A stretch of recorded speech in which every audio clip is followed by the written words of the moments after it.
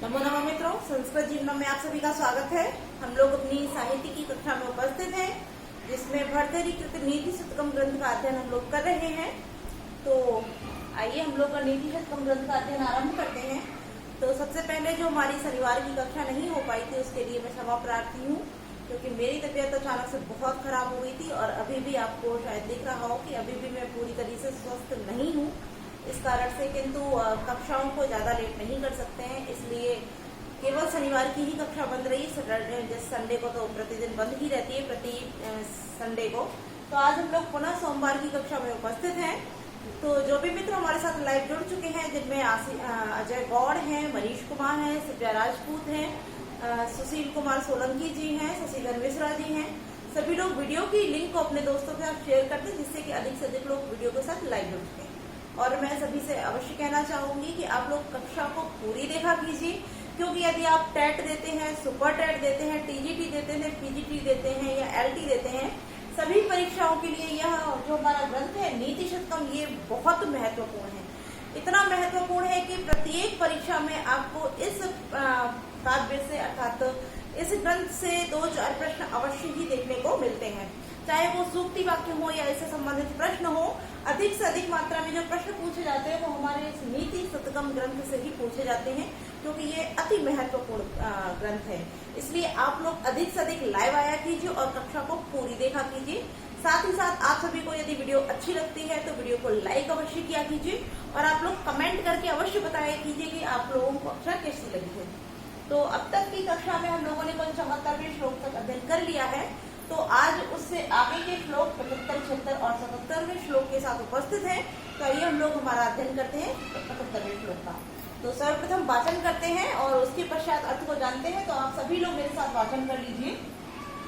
रत्नैर्महास्तुतसूर्ण देवा नभेजिरे भीम विषाण भीतिं सुधां विना न प्रययो विरामं न निश्चितार्थात् विरमन्ति धीरः। अब जैसे कि इस श्लोक की यदि हम बात करें तो यह जितने भी हमारे श्लोक आज की कक्षा में है, यह सभी धैर्य पद्धति से लिए हुए हैं। तो जो 75वां श्लोक है, इसके साथ साथ भर्तृहरि जी यहाँ जो धीर पुरुष हैं, अर्थात जो धैर्य को धारण करने वाले पुरुष हैं, ऐसे पुरुषों के गुणों के और महत्ता के विषय में वर्णन कर रहे हैं कि जो धैर्य को धारण करने वाले पुरुष होते हैं, वो जब तक अपने कार्य की सिद्धि नहीं कर लेते हैं, अर्थात जो उन्होंने निश्चय पूर्ण कर लिया है, जब तक उनका वह निश्चय पूर्ण नहीं हो जाता, तब तक वह धैर्य को नहीं त्यागते हैं। तो आप सभी से भी मैं कहना चाहूंगी कि आप लोगों ने जो भी अपना ध्येय बना रखा है, उस ध्येय को प्राप्त करने के लिए आप भी अपना धैर्य कभी भी न त्यागें और प्रतिदिन आप लोग मेहनत के साथ उस कार्य की सिद्धि के लिए प्रयत्नरत रहें। आपको आपकी जो भी कामना होगी उसमें अवश्य ही पूर्णतः सफलता प्राप्त होगी। तो आइए हम लोग अब अध्ययन, क्योंकि वाचन कर चुके हैं तो अब अर्थ को जानते हैं। तो यहाँ बोला गया है, भर्तृहरि जी कहते हैं कि रत्नई अर्थात रत्न, जो भी बहुमूल्य रत्न होते हैं, महार है अर्थात जो बहुमूल्य, कि रत्न कैसे हो बहुमूल्य। तुतुसु ना को विसर्ग हो जाएगा, तो तुतुसु माने संतुष्ट, ना माने नहीं, कि संतुष्ट नहीं होते हैं। देवा अर्थात देवगण, जो देवता गण है या देवगण जो है, वो बहुमूल्य रत्नों को प्राप्त करके भी ना तो तुतुसु संतुष्ट नहीं होते हैं। अब वो यहाँ से आप एक अंदाजा नहीं लगा पा रहे होंगे, तो मैं इसको क्लियर कर देती हूँ कि यहाँ जो वर्णन किया जा रहा है वह समुद्र मंथन के वर्णन से है। अर्थात जब समुद्र का मंथन किया गया था, तो उस समुद्र को मंथन करने का एक ध्येय, एक उद्देश्य था अमृत की प्राप्ति। तो अमृत के निकलने से पूर्व उस समुद्र से कई रत्न निकले थे। अर्थात अगर हम बात करें टोटल रत्नों की, तो समुद्र मंथन से कुल 14 रत्न निकले थे। तो उन्हीं रत्नों के विषय में बताया जा रहा है कि जो देवगण थे, देवता लोग थे, उनको बहुमूल्य रत्न प्राप्त हुए उस समुद्र मंथन से। बहुमूल्य रत्न जिसमें कि हमारा कल्प वृक्ष था और उच्चैश्रवा नामक अश्व था, ऐरावत हाथी था, ऐसे कई महत्वपूर्ण बहुमूल्य रत्न निकले, कौस्तुभ मणि इत्यादि बहुत सारी चीजें निकली थी। किंतु वह देवता जो थे वो उससे प्रसन्न अर्थात संतुष्ट नहीं हुए। तो दोस्तों माने होता संतुष्ट, ना माने नहीं। कि जो देवगण है वो बहुमूल्य रत्नों से भी संतुष्ट नहीं हुए थे, अर्थात नहीं हुए। आगे कह रहे हैं ना भेजिरे भीम विषाण भीतिम। भीम विषाण, भीम माने भयंकर, विषाण माने विष, विषेण माने विष, के भयंकर विष से भी, भीतिम माने भयभीत, ना माने नहीं, भेज से माने भेजरे माने हुए, अर्थात भयंकर विष से भयभीत होकर भी, ना माने नहीं और भेजरे माने रुके। कि जब उस समुद्र मंथन से हलाहल नामक एक कूट विष निकला था, तो उस हलाहल विष से भी वह भयभीत होकर उस समुद्र मंथन को देवताओं ने नहीं त्यागा था, अर्थात वहां पर भी वो नहीं रुके थे। आगे बता रहे हैं कि सुधाम विना न प्रयु विरामम। सुधाम माने, सुधा माने होता है अमृत, अमृत के बिना, ना प्रयु विरामम, विराम माने विराम को, ना माने नहीं किया, अर्थात विराम नहीं किया, जब तक वहां नहीं रुके। जब तक उन्होंने अमृत को प्राप्त नहीं कर लिया तो तब तक अमृत के बिना वह नहीं रुके। न निश्चितार्थात विरमंति धीरा। धीरा माने धीर पुरुष या धीर मनुष्य। जो धीर मनुष्य होते हैं वो निश्चित अर्थात जो उन्होंने प्रण कर रखा है, जो उन्होंने निश्चित कर रखा है, ऐसी निर्धारित प्रतिज्ञा या निश्चित प्रतिज्ञा वाली वस्तु तक ना माने नहीं, विरमंति माने रुकते हैं। पुनः देख लेते हैं कि देवा अर्थात देवगण महान है, बहुमूल्य रत्नों के द्वारा, सॉरी यहाँ रा रह गया है, रत्नई, ये रा को यहाँ रत्नई पे विसर्ग हो जाएगा क्योंकि रत्नैया तृतीय विभक्ति बहुवचन में है। तो देवगण बहुमूल्य रत्नों के बिना या रत्नों से न माने नहीं, तुदसु माने संतुष्ट हुए। कि देवगण बहुमूल्य रत्नों से भी संतुष्ट नहीं हुए और भयंकर विष से भयभीत होकर भी न भेजरे, नहीं रुके। आगे कह रहे हैं कि सुधाम बिना, अमृत के बिना, ना प्रयु विरामम, विराम को नहीं किया, अर्थात अमृत को प्राप्त किए बिना उन्होंने वहां विराम नहीं किया। तात्पर्य उस समुद्र मंथन को जब किया गया तो उससे एक एक करके बहुमूल्य रत्न निकले, जिनके जैसे हमने बताया अभी 14 रत्न थे, जिसमें से ऐरावत हाथी था, उच्च श्रवा नामक घोड़ा था, कौस्तुभ मणि थी और 5 जन्य शंख इत्यादि था। साथ ही साथ लक्ष्मी जी भी निकली थी और कौस्तुभ मणि इत्यादि 14 ग्रंथ निकले थे। किंतु जब तक उनको अमृत प्राप्त और हलाहल विष भी उसी समुद्र मंथन से ही निकला था, किंतु जो देवगण थे ना तो बहुमूल्य रत्नों के लालच से वह रुके और ना ही हलाहल विष की भयानकता के कारण उन्होंने उस समुद्र मंथन को त्यागा। जब तक, क्योंकि उन्होंने जो प्रतिज्ञा, जो समुद्र मंथन हुआ था वो अमृत की प्राप्ति के लिए ही हुआ था, तो जब तक उन्होंने अमृत को प्राप्त नहीं कर लिया तब तक उन्होंने समुद्र मंथन को नहीं रोका। तो वही बताया कि सुधाम बिना, अमृत के बिना, ना प्रयु विरामम, समुद्र मंथन को नहीं रोका, अर्थात विराम को नहीं किया।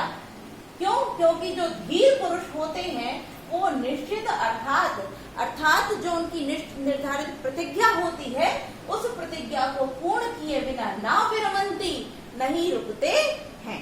तो इस प्रकार से श्लोक का अर्थ मुझे पूरी उम्मीद है कि आप सभी को अच्छे से स्पष्ट हो गया होगा। अब हम इसकी जो हमारे प्रश्न बन सकते हैं उनको देख लेते हैं।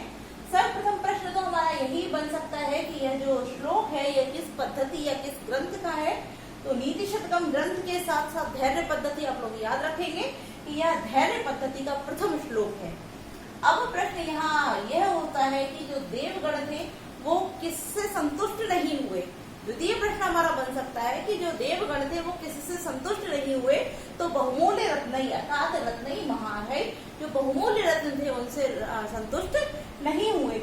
और यदि प्रश्न ऐसे पूछा जाता है देवगण किससे भयभीत होकर नहीं रुके, तो भीम विषेण भीतिम अर्थात भयंकर विष से भी भयभीत होकर नहीं रुके।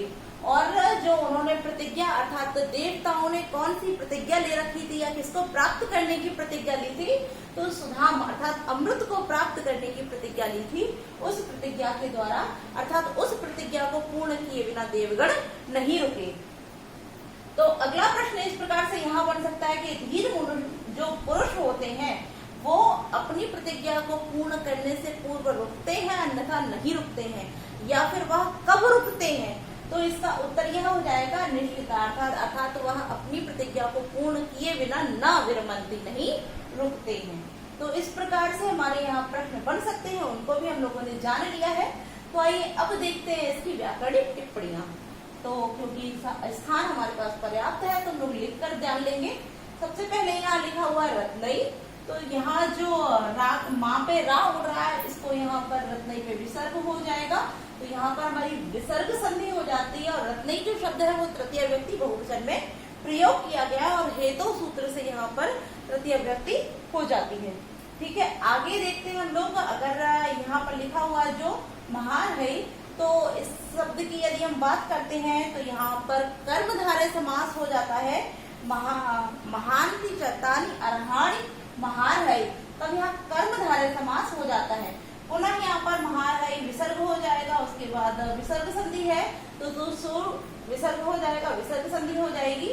और अब देखते हैं यहाँ जो तुतुषु शब्द है उसमें तुष, इसको लिख देते तुष धातु है, और चाहे ऐसे ध्यान रखिए तुष धातु है। तुष धातु लिट लकार प्रथम पुरुष बहुवचन में यहाँ पर तुतुषु शब्द हमारा निष्पन्न होता है। ठीक है, आगे देखते हैं हमारा जो लिखा हुआ है देवः शब्द जो है इसको देख लेते हैं। तो इसमें दिव धातु है, दिव धातु है और दिव के साथ में यहाँ पर अच प्रत्यय के विधान से यहाँ पर देवः शब्द हमारा निष्पन्न हो जाता है।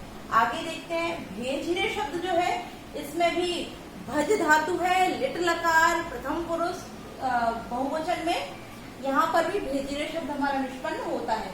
भीम विषेण यहाँ पर जो हमारा समास है, क्योंकि विष की विशेषता बताए जाने के कारण विष कैसा है, भयंकर विष, अर्थात भीम विषेण भयंकर विष, तब यहाँ पर हमारा कर्मधारय समास हो जाएगा। अब देखते हैं हमारा जो शब्द लिखा हुआ है भीतिम, तो इसको देख लेते हैं। भीतिम जो शब्द है इसमें भी धातु है और भी धातु के साथ कितिन प्रत्यय है। कितिन प्रत्यय के विधान से यहाँ पर भीतिम शब्द हमारा निष्पन्न हो जाता है। आगे देखते हैं यहाँ पर लिखा हमारा प्रययु। प्रययु देखते हैं तो प्र उपसर्ग है, इसके साथ या है और या के साथ पुनः वही लिट लकार प्रथम पुरुष बहुवचन में प्रययु शब्द हमारा निष्पन्न होता है। आगे लिखा हुआ विरामम, इसकी निष्पत्ति देख लेते हैं। वि उपसर्ग है, रम धातु है और इसके साथ घय प्रत्यय के विधान से विरामम शब्द निष्पन्न हो जाता है। तो इस प्रकार से यहाँ महत्वपूर्ण टिप्पणियां हो गई हैं। आगे हमारा शब्द आप देखते हैं यहाँ पर लिखा हुआ है निश्चितार्थात् विरमन्ति, तो निश्चित धन अर्थात, अर्थात तब यहाँ हो जाएगी हमारी अकार सवर्ण दीर्घ से दीर्घ स्वर संधि हो जाएगी और अर्थात धन विरमन्ति लिखा हुआ है, तो यहाँ पर विरमन्ति शब्द अर्थात विराम जो शब्द है जुगुप्सा विराम परमार्थार्था नाम उपसंख्यानंद सूत्र से यहाँ पर अर्थात में पंचमी विभक्ति हो जाती है। तो इस प्रकार से व्याकरणिक टिप्पणियां, श्रुतियां अर्थात जो हमारे समास है इत्यादि जो भी है उनका हम लोगों ने उल्लेख कर लिया है। अब हम बात करते हैं यदि छंद की, तो इस श्लोक में जो छंद है वह हमारा उपजाति छंद है और इसकी जो अंतिम लाइन है ना निश्चितार्थात् विरमन्ति धीरा, यह सूक्ति वाक्य है, बहुत महत्वपूर्ण सूक्ति है, इसलिए आप लोग ध्यान रखेंगे। और यदि अलंकार की बात करें तो इस श्लोक में हमारा अर्थांतरन्यास अलंकार दिया गया है। तो 75वां श्लोक का अध्ययन संपूर्ण होता है। तो आइए हम लोग हमारा 76वां श्लोक है उसका अध्ययन आरंभ करते हैं। तो आप सभी लोग पहले मेरे साथ दोहरा लीजिए, वाचन कर लीजिए, तत्पश्चात आगे बढ़ते हैं। प्रारभ्यते न खलु विघ्न भयेन नीचै, प्रारभ्य विघ्न विदिता विरमन्ति मध्या, विघ्नै पुनः पुनरपि प्रतिहन्यमाना, प्रारब्धमुत्तं जनाः न परित्यज्यन्ति। तो अब जानते हैं इसके अर्थ को। यहाँ सबसे पहले लिखो प्रारभ्यते, अर्थ हम यहाँ से निकालेंगे नीचई से। यहाँ जो हमारा शब्द लिखा हुआ है नीचई, तो नीचई अर्थात जो यहाँ इस श्लोक में भर्तृहरि जी ने अर्थात जो मनुष्य है उनकी 3 कोटियों के विषय में वर्णन किया है कि जो मनुष्य होते हैं उनकी 3 कोटियां होती हैं। अब 3 कोटियां कौन कौन सी होती हैं, तो इस श्लोक के द्वारा उन्होंने दर्शाया है कि जो 3 कोटियां हैं मनुष्य की वह कौन कौन सी हैं। तो उनको जानते हैं, क्योंकि जो मनुष्य होते हैं वह कार्य को करते हैं, किंतु किस किस प्रकार से करते हैं, और कार्यों के आधार पर ही भर्तृहरि जी ने जो कोटियां निर्धारित की हैं उनको जान लेते हैं। तो सर्वप्रथम बोला नीचई, अर्थात नीचई तात्पर्य नीच जन, जो नीच मनुष्य होते हैं, नीच जन होते हैं, तात्पर्य जो अधम कोटि के होते हैं, नीच मनुष्य, विघ्न भयेन, विघ्नों के भय से, नीच मनुष्य जो नीच कोटि के लोग होते हैं वो विघ्नों के भय से, न खलु, खलु माने निश्चित रूप से, न माने नहीं, प्रारभ्यते, प्रारंभ करते हैं, किसको, कार्यों को, कि जो नीच मनुष्य होते हैं वो विघ्नों के भय से निश्चित रूप से कार्यों को आरंभ भी न माने नहीं करते हैं। कि क्योंकि हम लोग कोई भी कार्य करना आरंभ करें तो प्रत्येक कार्य को संपादित अर्थात पूर्ण करने से पूर्व उसमें कोई ना कोई विघ्न अवश्य आता है। आप कोई छोटा मोटा सा ही कार्य ले लीजिए, आप घर का ही कोई उदाहरण देख लीजिए कि आप कोई छोटा मोटा सा ही कार्य करने के लिए प्रयत्न कीजिए और उस कार्य को आरंभ कीजिए, तो ऐसा नहीं हो सकता है कि वह आपका जो कार्य है वो बिना किसी विघ्न के पूर्ण हो जाए। तो यानी कि प्रत्येक कार्य में कोई ना कोई विघ्न तो अवश्य ही आता है, किंतु जो नीच मनुष्य होते हैं वो विघ्नों के भय से कार्य को आरंभ ही नहीं करते हैं।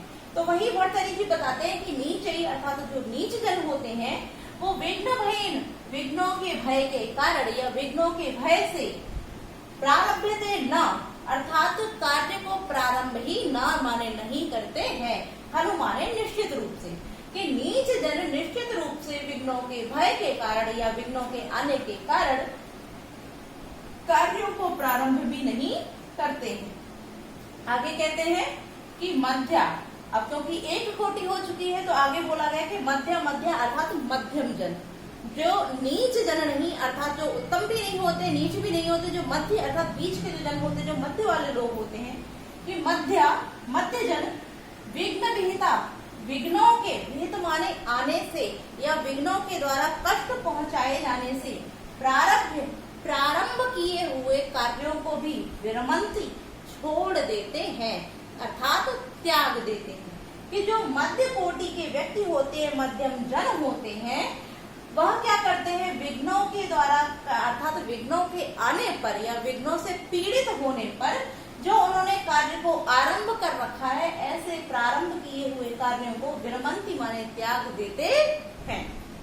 आगे देखते, आगे क्या कहते हैं कि विघ्नई, विघ्नों के या विघ्नों से पुनः पुनरपि, बार बार, प्रतिहन्यमाना, प्रताड़ित किए जाने पर अर्थात पीड़ित किए जाते हुए भी, अपि माने भी, प्रारंभ किए हुए कार्य को उत्तम जना, उत्तम कोटि के व्यक्ति न परित्यजंती, न माने नहीं, परित्यजंती माने त्यागते हैं। कि जो उत्तम कोटि के मनुष्य होते हैं या जन होते हैं वह विघ्नों के बार बार आने पर भी अर्थात विघ्नों के द्वारा बार बार पीड़ित किए जाने पर भी प्रारंभ किए हुए कार्य को बीच में न परित्यजंती, बीच में नहीं त्यागते हैं। तात्पर्य जब तक उनका कार्य पूर्ण नहीं हो जाता है तब तक वह उस कार्य को करना नहीं बंद करते हैं और अंत समय तक अर्थात कार्य की सिद्धि होने तक वह उस कार्य को करते ही रहते हैं। जैसे कि इस श्लोक को यदि हम ऊपर वाले श्लोक के साथ जोड़ना चाहें तो आप लोग बहुत अच्छे से क्लियर कर सकते हैं कि जो देवगण थे उनको बहुत से बहुमूल्य रत्न प्राप्त हुए, किंतु फिर भी उन्होंने अपने कार्य को नहीं छोड़ा। तत्पश्चात उनको जब भयंकर विष प्राप्त हुआ तब भी उन्होंने समुद्र मंथन को नहीं छोड़ा। कब छोड़ा उन्होंने? जब उन्होंने निश्चित कर रखा था कि उन्हें अमृत प्राप्त करना है और अमृत की प्राप्ति के पश्चात ही उन्होंने समुद्र मंथन बंद किया। उसी समान या उसी प्रकार से जो उत्तम जन होते हैं वो चाहे कितने भी विघ्न आए, बार बार आए और उन विघ्नों के द्वारा उन मनुष्यों को कितना भी पीड़ित किया जाए, फिर भी वह प्रारंभ किए हुए कार्य को ना परित्यजंती, नहीं त्यागते हैं। पुनः अर्थ देख लीजिए एक बार। नीच माने नीच जन, विघ्न भयेन विघ्नों के भय के कारण, खलु माने निश्चित रूप से, न प्रारंभते कार्यों को प्रारंभ ही नहीं करते हैं। मध्यम कोटि के जन विघ्न विहिता विघ्नों के आने पर प्रारंभ किए हुए कार्य को विरमंती माने छोड़ देते हैं। आगे कह रहे हैं कि विघ्न पुनरपि विघ्नों के बार बार प्रतिहन्यमाना पीड़ित किए जाने पर या विघ्नों के द्वारा बार बार पीड़ित किए जाने पर अपिमाने भी प्रारंभ किए हुए कार्य को उत्तम कोटि के मनुष्य ना परित्यजन्ति नहीं त्यागते हैं। तो श्लोक का अर्थ पूर्ण हो चुका है और अब हम लोग इसकी जो प्रश्न बन सकते हैं उनको देख लेते हैं। और यह जो इसमें अंतिम पंक्ति है, यह सूक्ति वाक्य है, बहुत महत्वपूर्ण पंक्ति है और यह कई परीक्षाओं में पूछी भी जा चुकी है, इसलिए आप लोग इसको अंडरलाइन करके रखिए और अपने अगर नोट्स बना रहे हैं तो आप लोग इसको नोट्स में भी लिखते चलिए। तो आइए अब देखते हैं यहाँ पर हमारे प्रश्न। तो सर्वप्रथम प्रश्न तो यही है कि भर्तृहरि जी ने मनुष्यों की कितने जो पुरुष है मनुष्य है उनको कितनी कोटियों में बांटा है। तो इस श्लोक के माध्यम से भर्तृहरि जी ने मनुष्यों को 3 कोटि में बांटा है। वह 3 कोटि कौन कौन सी है? तो नीचई, मध्य, उत्तम जना, अर्थात 3 कोटियां हैं, एक नीचई, दूसरा मध्य, तीसरा उत्तम जना। अब यहाँ प्रश्न पहला यह बन सकता है कि नीच जन विघ्नों के भय से, अर्थात इस प्रकार से कि विघ्नों के भय से कार्यों को कौन आरंभ नहीं करता है। तो इसका उत्तर हो जाएगा नीच, अर्थात विघ्नों के भय से कार्य को नहीं आरंभ करने वाले होते हैं नीच जन।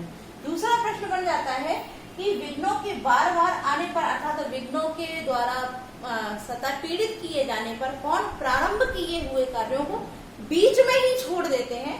तो मध्य, अर्थात वो आरंभ तो कर लेते हैं किंतु जब उनको कष्टों का सामना करना पड़ता है तब क्या करते हैं, वह उस कार्य को बीच में ही छोड़ देते हैं। अब तृतीय प्रश्न हमारा बनता है कि बार बार विघ्नों के आने पर भी अपने कार्यों का त्याग कौन नहीं करता है। तो क्या हो जाएगा, उत्तम जना, अर्थात जो उत्तम कोटि के व्यक्ति होते हैं वह बार बार विघ्नों के द्वारा पीड़ित किए जाने पर भी अपने कार्यों का त्याग नहीं करते। तो इस प्रकार से हमारे जो महत्वपूर्ण प्रश्न हैं जो बन सकते हैं यहाँ से वो हम लोगों ने देख लिए हैं। तो अब देखते हैं इसकी व्याकरणिक टिप्पणियां। तो आइए देख लेते हैं। सबसे पहले यहाँ लिखा हुआ हमारा प्रारभ्यते। तो प्रारभ्यते में जैसे आप सभी देख रहे होंगे, अगर इसकी निष्पत्ति की बात करें तो प्र उपसर्ग है, प्र के बाद में आ है, आ भी हमारा उपसर्ग है, उसके बाद में रभ धातु है, रभ धातु है और रभ धातु के बाद आत्मनेय पद लट लकार प्रथम पुरुष एक वचन में प्रारभ्यते शब्द हमारा निष्पन्न हो जाता है। उसके बाद में विघ्न भयेन निश्चयी।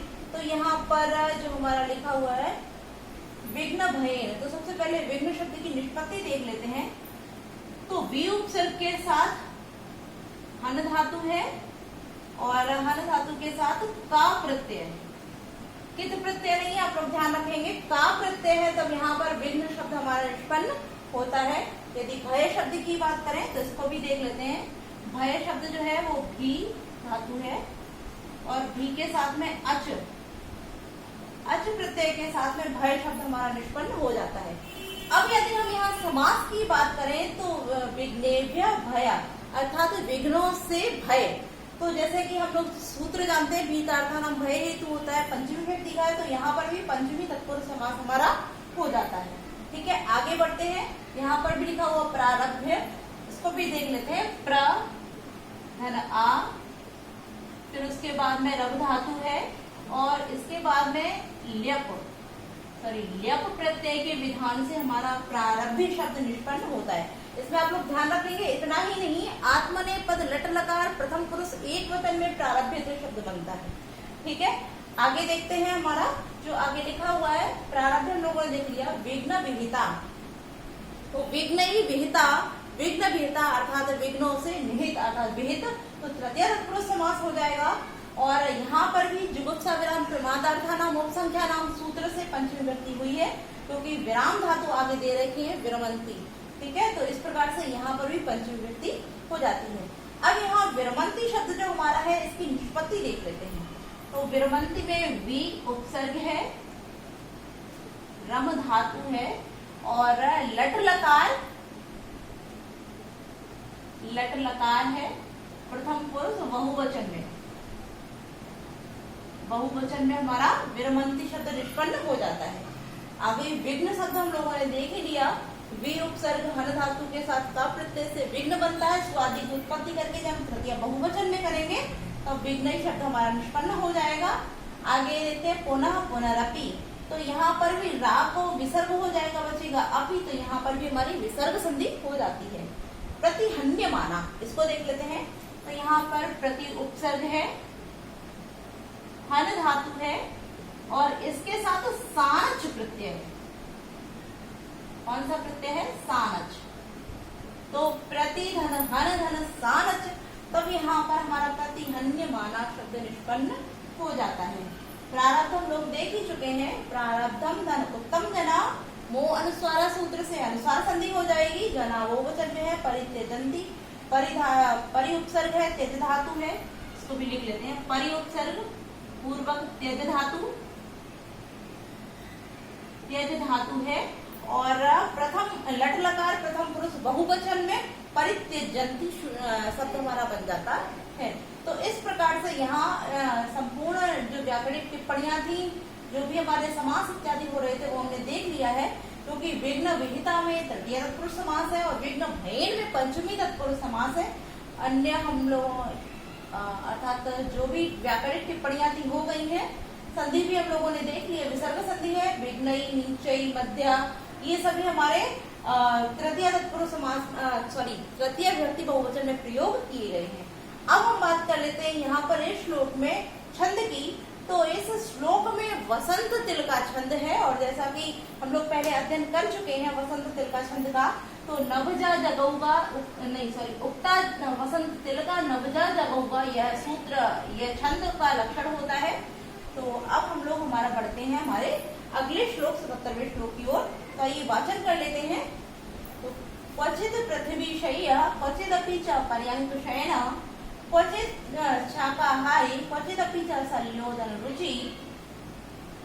आगे देखते हैं। क्वचित कंधाधारी क्वचिदपि च दिव्यांबरधरो, मनस्वी कार्यार्थी न गणयति दुख न च सुखम। अब जानते हैं, क्योंकि यहाँ पर भी जो धीर मनुष्य हैं उन्हीं की बात की जा रही है कि जो धीर मनुष्य होते हैं वो अपने धैर्य को किस प्रकार से नहीं त्यागते हैं। तो आइए अर्थ को देख लेते हैं। क्वचित माने कभी या कहीं, पृथ्वी शय्या, पृथ्वी पर शय्या माने सोते हैं, कि कभी तो पृथ्वी पर सोते हैं। च माने और, क्वचित अपि पर्यंक शयना, और क्वचित अपि अर्थात कभी, पर्यंक पलंग पर शयनम माने सोते हैं।